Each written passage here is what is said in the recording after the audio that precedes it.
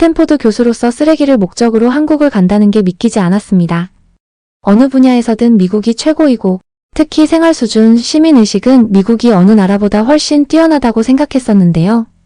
오히려 한국을 보러 가자고 하다니 납득이 되지 않았지만 결국 비행기에 올랐습니다. 그 이후의 일들은 너무나도 놀랍고 재미있는 경험이었죠. 어떤 이야기인지 한번 들어보시죠. 쓰레기 때문에 서울에 가자고요?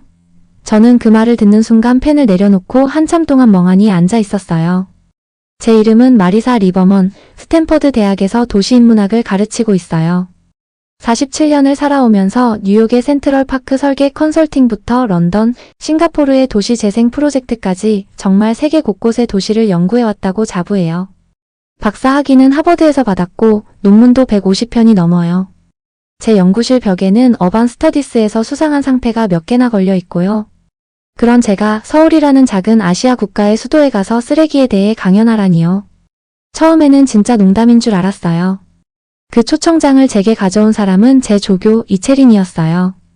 그녀는 서울에서 태어나 미국으로 이민 온 한국계 미국인인데 그 누구보다 한국을 사랑하는 친구였죠. 교수님, 서울시에서 공식 초청장이 왔어요.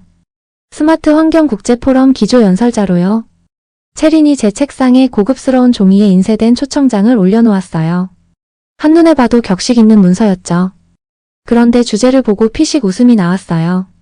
폐기물 관리 시스템과 도시 환경의 혁신? 저는 고개를 저었어요. 이게 농담이지? 채린, 내가 쓰레기 연구자야? MIT, 아니 지금은 스탠퍼드 교수한테 이게 할 얘기야? 하지만 채린은 진지했어요. 교수님이 항상 말씀하시잖아요. 도시계획의 핵심은 시민의 일상이라고요. 그 일상 중에 가장 진짜인 게 바로 쓰레기예요. 서울의 쓰레기 시스템은 정말 혁신적이에요. 그 말은 분명 제가 늘 강의에서 했던 말이기도 했어요. 그런데 서울이라니요. 아시아 도시는 서구를 따라하는 수준에 불과하다는 게 제 오랜 시각이었거든요. 솔직히 말하면 서울이라는 도시를 저는 그저 빠른 속도와 기술력만 앞세운 깊이 없는 구조물 정도로 생각했어요. 창의성도 철학도 없다고 여겼죠. 아, 서울은 좀 아니지. 거긴 아직도 길거리에 노점상들이 있고 혼잡하고 그런 데 아니야? 그러자 채린이 핸드폰을 꺼내더니 조용히 하나의 영상을 틀어줬어요. 화면 속엔 너무나도 깔끔한 서울 시내가 나왔고 사람들이 스마트폰으로 쓰레기통을 열고 음식물 쓰레기를 무게재서 버리고 있었어요. 새벽에 움직이는 청소로봇까지 나왔고요. 교수님, 서울 사람들은 음식물 쓰레기 한 봉지 버리려면 인증을 받아야 해요. 그리고 무게 단위로 요금도 나와요. 저는 2번이나 영상을 돌려봤어요. 뭐랄까 너무나도 체계적이었거든요. 규제처럼 보였지만 시민들은 오히려 만족해한다는 게 이상했어요. 이게 진짜야? 직접 보면 달라요. 가보세요. 진짜 달라요. 그 순간 제 안에 묘한 호기심이 피어올랐어요. 사실 요즘 제 연구가 정체기를 겪고 있었거든요. 세계 주요 도시의 패턴은 이미 익숙했고 새로운 자극이 필요하던 찰나였어요. 그런데 하필 한국이라니. 교수님, 혹시 한국을 무시하고 계신 건 아니죠? 그 말에 제 얼굴이 화끈거렸어요. 정확히 찔린 기분이었거든요. 그날 밤 채리는 이미 서울시청에 제가 수락한다고 메일을 보냈더라고요. 서울행 비행기표가 발권됐다는 메일을 받는 순간 제 숨이 턱 막혔어요. 정말로 쓰레기를 보러 서울에 간다는 사실이 실감났거든요. 14시간이 넘는 비행 끝에 저는 드디어 인천공항에 도착했어요. 비행기에서 내리자마자 피로가 몰려왔고 솔직히 말해서 도대체 내가 왜 여기에 와 있나 싶은 생각이 머릿속을 맴돌았죠. 그런데 첫 발을 딛자마자 뭔가 이상했어요. 공항이 너무 깨끗한데? 물론 국제공항이 깨끗한 건 당연하다고 생각했지만 여긴 뭔가 달랐어요. 안내판도 정돈되어 있고 동선도 매끄러웠고 무엇보다 직원들이 친절했어요. 미국 공항에서 겪던 그 삭막함이 전혀 느껴지지 않았거든요. 하지만 속으로는 여전히 그래도 아시아니까라는 선입견이 남아있었어요. 공항철도를 타고 서울역으로 가는 길에 창 밖을 유심히 봤어요. 고층 건물들이 정돈되어 있었고 도로는 혼잡하지 않았고 녹지 공간도 제법 보였어요. 의외로 괜찮네. 전문가로서 저는 도시의 구조를 보는 직업병이 있어서 자동으로 도로 체계, 건물 배치, 공원 위치 등을 분석하게 되거든요. 그런데 서울은 단순히 빠르게 만든 도시가 아니라 생각보다 질서정연했어요. 하지만 저는 여전히 그래도 독창성은 없겠지라고 자기 합리화를 했어요. 서울역에 도착해서 지하철로 환승했는데 거기서 첫 번째 충격을 받았어요. 러시아워 시간이었는데도 사람들이 질서 있게 줄을 서서 기다리고 있었어요. 뉴욕에서는 절대 볼 수 없는 장면이었죠. 이 사람들이 왜 이렇게 조용하지? 지하철 내부도 쾌적했고 냄새도 없었고 좌석마다 안내 시스템이 깔끔하게 정리되어 있었어요. 하지만 저는 문화 차이지, 도시계획과는 별 상관없잖아 라며 애써 별 일 아닌 것처럼 넘기려 했어요. 호텔은 명동 근처였어요. 역에서 내려 걸어가는데 거리 바닥이 눈에 띄게 깨끗했어요. 껌자국 하나, 담배꽁초 하나 없더라고요. 그게 더 이상했어요. 뉴욕이나 보스턴에서는 상상도 못할 일이잖아요. 그런데 더 이상한 건 그 깨끗한 거리에 쓰레기통이 안 보인다는 거였어요. 쓰레기통도 없는데 왜 거리가 이렇게 깨끗한 거지? 저는 오히려 의문이 생기기 시작했어요. 그리고 이런 의문은 계속 쌓였죠. 저녁엔 명동거리의 포장마차를 지나게 됐는데 여기서 또 놀랐어요.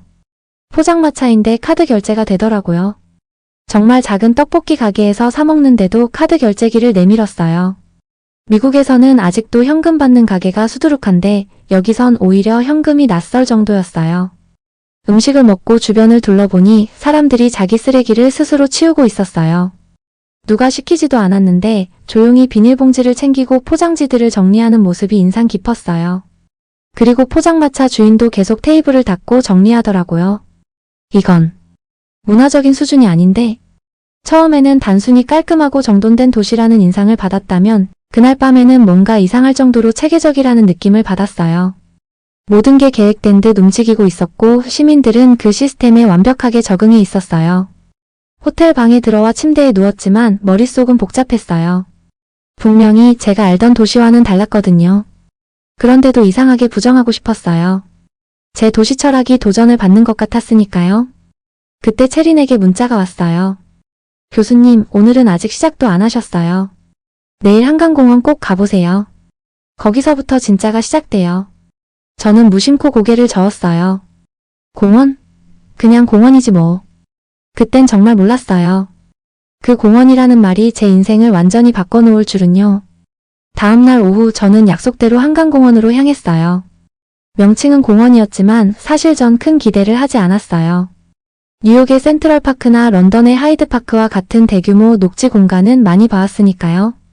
서울도 그런 걸 흉내내서 만든 공간이겠거니 그렇게 생각했죠. 여의나루역에서 내려 강 쪽으로 걸어가는데 슬슬 뭔가 다르다는 느낌이 들기 시작했어요. 강을 따라 이어진 녹지 공간이 생각보다 훨씬 넓었고 곳곳에 자전거 타는 사람, 조깅하는 사람, 요가하는 사람들까지 단순히 있는 게 아니라 살아있는 공간 같았어요. 벤치에 앉아 물을 마시던 중 페트병을 버린 곳이 필요했어요. 주변을 둘러보니 멀찍이 독특한 모양의 쓰레기통이 보였죠. 평범한 통이 아니라 위에 기계 장치 같은 게 달려 있었어요. 쓰레기통에 기계라니? 호기심이 생겨 가까이 다가갔고 그 순간 저는 멈춰 설 수밖에 없었어요. 쓰레기통 상단의 스크린에는 한글과 영어로 이렇게 적혀 있었어요. 음식물 쓰레기 투입 카드를 인식시켜주세요. 뭐라고요? 쓰레기를 버리는데 카드를 찍으라고? 당황한 채로 화면을 바라보고 있을 때 옆에서 한 중년 여성이 다가왔어요. 그녀는 비닐봉지를 들고 있었고 조용히 지갑에서 카드를 꺼내더니 단말기에 대더라고요. 삐익 소리가 나고 뚜껑이 자동으로 열렸어요. 이거 음식물 쓰레기통이에요. 그분이 제 눈치를 보며 한국어로 조심스럽게 말을 건넸어요. 영어 하세요? 조금요. 음식물은 이렇게 버려요. 카드로 인증하고 무게재고 요금 나와요. 요금이요? 그녀는 봉지를 통 안에 넣었고 화면에 숫자가 떴어요. 340g 170원. 무게에 따라 금액이 자동 계산된다고 했어요. 더 많이 버리면 더 많이 내고 적게 버리면 적게 낸다는 거예요. 모든 쓰레기통이 이런가요? 음식물만요. 일반 쓰레기는 저쪽이요. 그녀가 가리킨 곳엔 또 다른 고급형 쓰레기통이 있었고 재활용과 일반 쓰레기가 분리돼 있었으며 이곳 역시 카드나 QR코드 인식 시스템이 있었어요. 저는 말문이 막혔어요. 미국에서는 상상도 못할 시스템이었거든요. 쓰레기를 누가 얼마만큼 버리는지를 추적하는 이 철저한 체계는 단순한 기술이 아니라 철학의 산물이었어요. 그때 공원관리소에서 일하는 듯한 남성이 다가왔어요. 이름표에는 서울시 스마트도시국 박민재 연구관이라고 적혀 있었어요. 안녕하세요. 외국분이신가요? 혹시 이 시스템에 대해 궁금하신 게 있으시면 설명해 드릴까요? 정말 운이 좋았던 순간이었어요. 저는 자신이 도시계획을 연구하는 교수라고 밝혔고, 박민재 연구관은 마치 기다렸다는 듯 상세히 설명을 시작했어요. 2019년부터 도입됐습니다. 지금은 서울 전역에 2만 개 이상 설치돼 있어요. RFID 기반 음식물 쓰레기 종량제, 스마트 일반 쓰레기 수거함, 실시간 데이터 수집까지 연계되어 있죠. 그런데 시민들이 불편해하지는 않나요? 그가 미소를 지으며 대답했어요. 처음엔 있었죠. 그런데 지금은 오히려 이 시스템을 더 좋아하세요. 무단투기가 거의 사라졌고 거리도 깨끗해졌으니까요. 음식물 쓰레기도 30% 줄었고요. 그 말을 듣는 순간 제 머리가 멍해졌어요.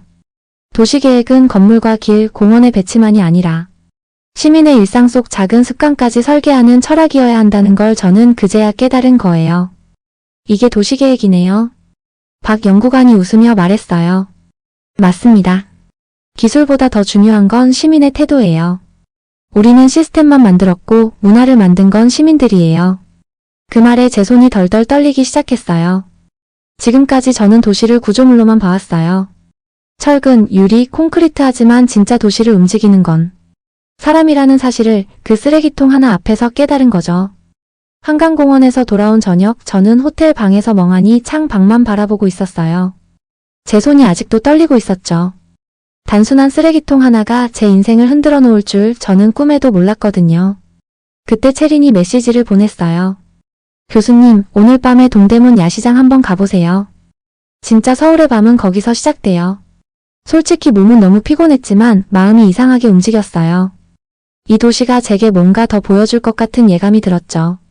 밤 9시 채린과 함께 동대문 역사문화공원역에서 만났어요.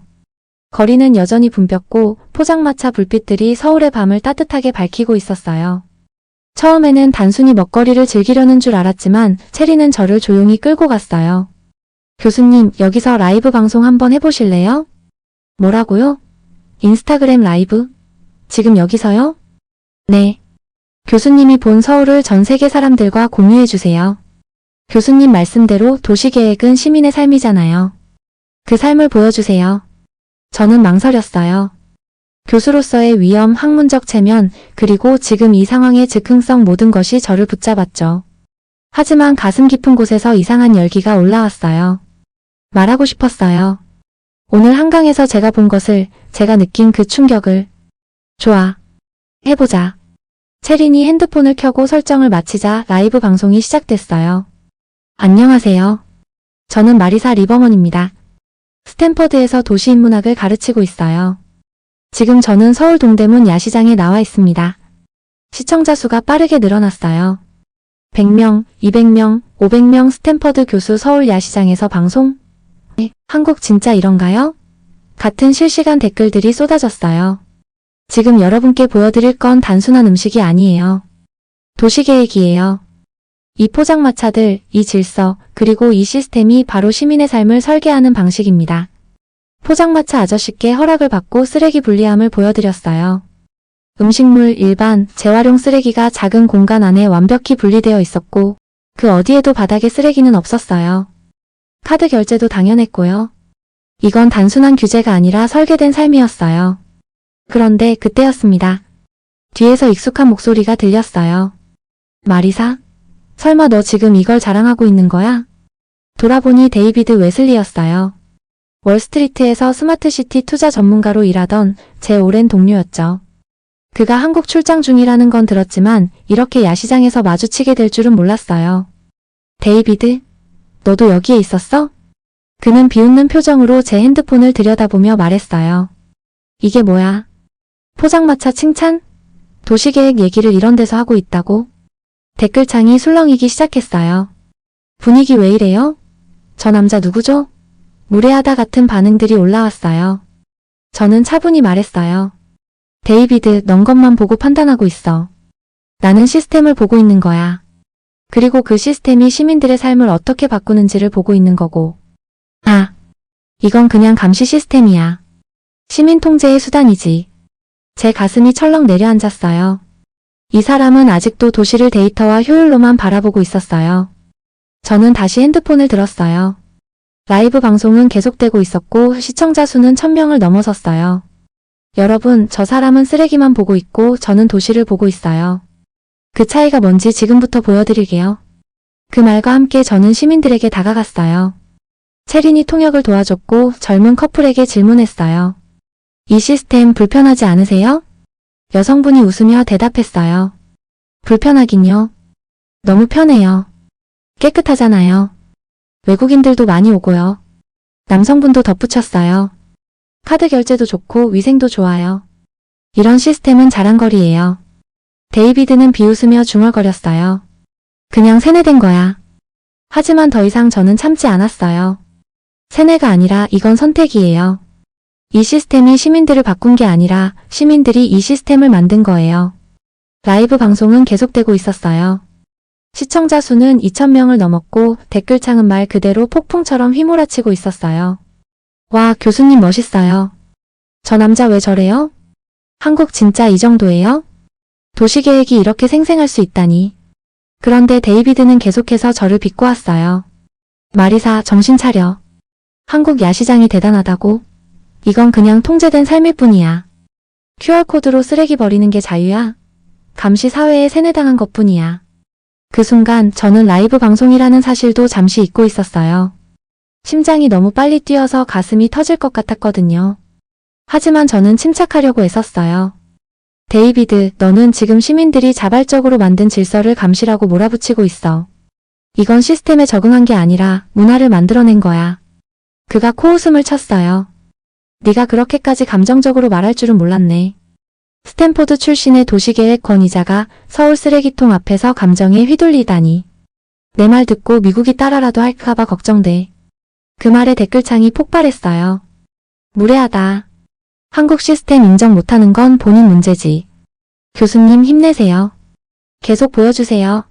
저는 핸드폰을 든 채 다시 포장마차 뒤편으로 걸어갔어요. 쓰레기 분리함이 잘 정돈되어 있었고 바닥엔 정말 티끌 하나 없었어요. 저는 시민들에게 직접 물어보기로 결심했어요. 중년 아주머니 한 분께 다가가 조심스레 말했어요. 안녕하세요. 혹시 이 시스템 불편하지 않으세요? 아주머니가 웃으시며 말씀하셨어요. 아이고 불편하긴요. 깨끗해서 좋지요. 옛날엔 여기 냄새나고 쓰레기 천지였는데 지금은 이렇게 외국 사람들도 와서 놀라잖아요. 이번엔 대학생 커플에게도 질문했어요. 이런 시스템에 대해 어떻게 생각하세요? 여자 대학생이 말했어요. 저는 오히려 더 자랑스러워요. 외국 친구들이 한국 오면 이런 거 보고 놀라거든요. 깨끗하고 체계적이라고요. 남학생도 고개를 끄덕이며 말했어요. 이제는 이런 시스템 없으면 불편할 것 같아요. 시민들이 협조하니까 가능한 거죠. 이 모든 말을 체린이 실시간으로 통역해주자 댓글창은 감동으로 가득 찼어요. 한국 시민 진짜 멋지다. 이게 진짜 도시 문화지. 교수님 말이 맞아요. 시스템은 사람을 바꾸는 게 아니라 사람이 시스템을 만든 거예요. 그 순간 포장마차 사장님이셨던 정대철 아저씨가 다가오셨어요. 어제 제가 봤던 그분이셨어요. 외국분이 우리나라 자랑 많이 해주시네. 고마워요. 데이비드를 힐끔 보시더니 한마디 덧붙이셨어요. 젊은 양반, 우리가 뭔가 잘못 사는 것 같아요? 우리는 우리식으로 깨끗하게 사는 거예요. 남 따라하는 거 싫어하거든요. 그 짧은 말에 저는 눈물이 핑 돌았어요. 단순하지만 가슴을 후벼 파는 말이었어요. 저는 핸드폰을 정면으로 들고 말했어요. 여러분, 도시의 품격은 건물이 아니라 쓰레기통에서 시작됩니다. 그리고 시민의 품격은 그 쓰레기통을 어떻게 사용하는지에서 드러나요. 저는 오늘 이 야시장에서 그것을 직접 봤어요. 시청자 수가 5000명을 넘었고 댓글이 멈추지 않았어요. 소름 돋아요. 교수님 존경합니다. 한국 진짜 자랑스럽다. 데이비드는 뒷걸음질을 치며 중얼거렸어요. 너 내일 후회할 거야. 저는 단호히 말했어요. 아니, 데이비드. 나는 지금까지 몰랐던 걸 이제야 깨달았다는 사실이 더 후회돼. 그동안 눈 감고 살아온 시간들이 부끄러워. 그가 사라지고 나자 분위기는 한결 편안해졌고 정대철 아저씨가 떡볶이 한 그릇을 내밀며 말씀하셨어요. 교수님 고생 많으셨어요. 진짜 우리 사람이 다 되셨네. 저는 웃으며 받아들고 마지막으로 카메라를 정면으로 향했어요. 여러분, 저는 마리사 리버먼입니다. 도시계획을 47년간 연구해왔지만 오늘 처음으로 도시가 사람을 품을 수 있다는 걸 깨달았습니다. 그리고 이 깨달음을 준 곳은 서울이었어요. 그날 밤 라이브 방송을 마무리하고 호텔로 돌아왔을 때 제 손은 여전히 떨리고 있었어요. 감정이 복받쳐 올라온 채 떡볶이 그릇을 놓고 침대에 주저앉았죠. 내내 대뇌였던 건 정대철 아저씨의 말 한마디였어요. 우린 남 따라하지 않아요. 우리식으로 깨끗하게 사는 거예요. 그 단순한 말이 제 인생 전체를 뒤흔든 거였어요. 다음날 새벽 6시. 핸드폰이 마구 울리기 시작했어요. 스탠퍼드 동료 교수들, 연구소 조교들, 아는 기자들까지 연락이 쏟아졌고 인스타그램 팔로워는 단 하루 만에 10,000명이 넘었어요. 전날의 라이브 방송이 전 세계적으로 회자되고 있었던 거죠. 로비로 내려갔더니 채린이 태블릿을 들고 저를 기다리고 있었어요. 교수님, 큰일 났어요. 아니, 좋은 일요. 무슨 일이야? 그녀가 보여준 화면엔 스탠퍼드 대학 도시연구소장 조너선 헤일 교수의 메일이 있었어요. 당신의 서울 체류와 그 관점 변화가 세계적으로 화제가 되고 있습니다. 서울시 측에서 정식으로 공동연구를 제안해 왔습니다. 긴급 화상회의를 요청합니다. 제가 눈을 의심했어요. 공동연구를? 그리고 이어서 두 번째 메일이 떴습니다. 이번엔 서울시 국제협력과에서 온 메일이었죠. 리버먼 교수님의 혁신적인 관점에 깊은 감명을 받았습니다. 서울 스탠퍼드 공동 스마트 도시 연구소 설립을 정식으로 제안드립니다. 저는 의자에 주저앉았어요. 어제까지만 해도 서울은 별 것 없다며 콧방귀 끼던 제가 이제는 서울시와 공동 연구를 진행하게 되다니요. 그런데 진짜 놀라운 일은 아직 남아 있었어요. 교수님, 이건 말도 안 되는데. 채린이 조심스럽게 인스타그램 메시지를 열었어요. 거기엔 청와대에서 보낸 공식 메시지가 있었어요. 리버먼 교수님께 대한민국 국제도시 청결 전략 자문관으로의 위촉을 정식으로 제안드립니다. 청와대에서요? 네. 그리고 시민들이 교수님을 위한 특별 비자 청원을 올렸어요. 이미 수만 명이 동의했다고 해요. 제 눈앞이 아득해졌어요. 단 이틀 전만 해도 서울을 낮춰보던 제가 이제는 한국 정부의 도시자문관으로 위촉되다니요. 마치 꿈 같았어요. 그날 저녁 정대철 아저씨의 포장마차를 다시 찾았어요. 정장 차림의 아저씨가 저를 보고 반갑게 웃으셨어요. 교수님, 우리 방송 다시 하셔야죠. 그날 방송 보고 사람들이 포장마차로 줄을 얼마나 섰다고요? 정말요? 그럼요. 교수님, 진짜 우리 식구 된 거예요. 그 말을 듣고 저는 핸드폰을 들었어요. 여러분, 마리사 리버먼입니다. 오늘은 아주 특별한 소식을 전해드리려 해요. 라이브 방송이 다시 시작됐고 단 10분 만에 1만 명이 넘는 시청자들이 몰려들었어요. 댓글창엔 이미 축하 메시지가 쏟아지고 있었죠. 교수님 최고예요. 한국 사람 다 되셨네요. 서울이 자랑스러워요. 저는 위촉장을 카메라에 비추며 말했어요. 오늘 저는 대한민국 국제도시 청결 전략 자문관으로 공식 위촉됐습니다. 그리고 앞으로 1년 동안 한국에서 살며 연구하게 될 거예요. 그때였습니다. 댓글창에 익숙한 아이디가 나타났어요. 데이비드 위슬리 오피셜 아이 와즈롱. I'm sorry. 순간 정적이 흘렀고 바로 이어서 댓글 폭주가 시작됐어요. 헉, 룩하다. 사과했어. 진짜 감동이다. 저는 정대철 아저씨를 비추며 말했어요. 여러분, 이분의 말씀이 제 인생을 바꿨어요. 다시 한번 부탁드릴게요. 아저씨가 부끄러운 듯 그러나 또렷하게 말씀하셨어요. 우린 남 따라하는 거 싫어요. 우리식으로 깨끗하게 사는 거죠. 댓글창이 조용해졌다가 한순간에 감동의 물결로 덮였어요. 진짜 한국의 정신이다. 이 한마디가 핵심이다. 눈물 난다. 그날 밤 저는 마지막 멘트를 남겼어요. 여러분, 도시계획은 단지 도시를 만드는 것이 아니라 사람들을 살게 하는 일입니다. 저는 오늘 서울에서 그 진짜 의미를 배웠습니다. 방송이 끝난 뒤 아저씨가 떡볶이를 내밀며 말씀하셨어요. 교수님, 이젠 진짜 우리나라 사람이네요. 네, 정말 행복해요. 제 눈에서는 멈추지 않는 눈물이 흘러내렸어요. 이틀 전에 저는 완전히 사라졌고 지금의 저는 한국을 사랑하는 사람으로 다시 태어난 거였어요.